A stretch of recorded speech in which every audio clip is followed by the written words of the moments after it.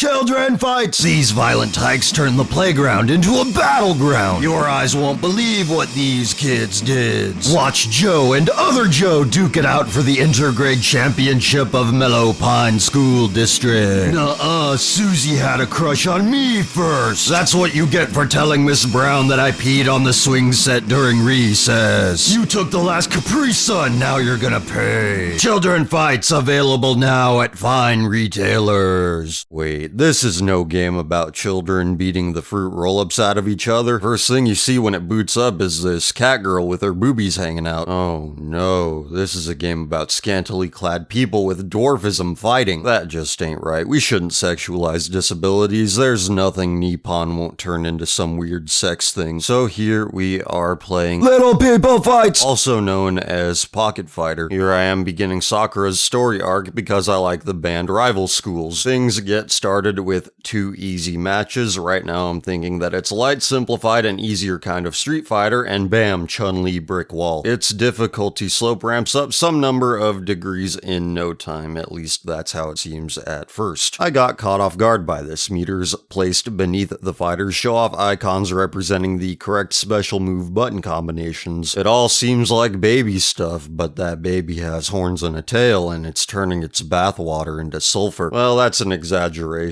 You will learn how to win consistently eventually. Playing Pocket Fighter didn't remind me of the futility of playing Street Fighter 4 on Xbox Live back when that was still relevant. When I came to the realization that I did not have the requisite level of obsession to be even remotely competitive against the hikikomori on the other end of the broadband. How withdrawn could you be if you spend that much time getting good at Street Fighter? I still go outside, even though I no longer pretend like there's a future for this miserable failure culture. But I can still look the lady behind the counter at Little Caesars in the eye long enough to ask her for a hot and ready extra most bestest pepperoni pizza. Still, there's a small lingering feeling that I should be paying $14 for this pizza instead of $6 or $7 because the exploitation of simple working people causes me more sadness and indignation than it once did. Just eat your pizza. Don't worry about anything. America. Don't worry. Just eat your pizza. Shut up, don't think. Which profession among these do you hold the most respect for?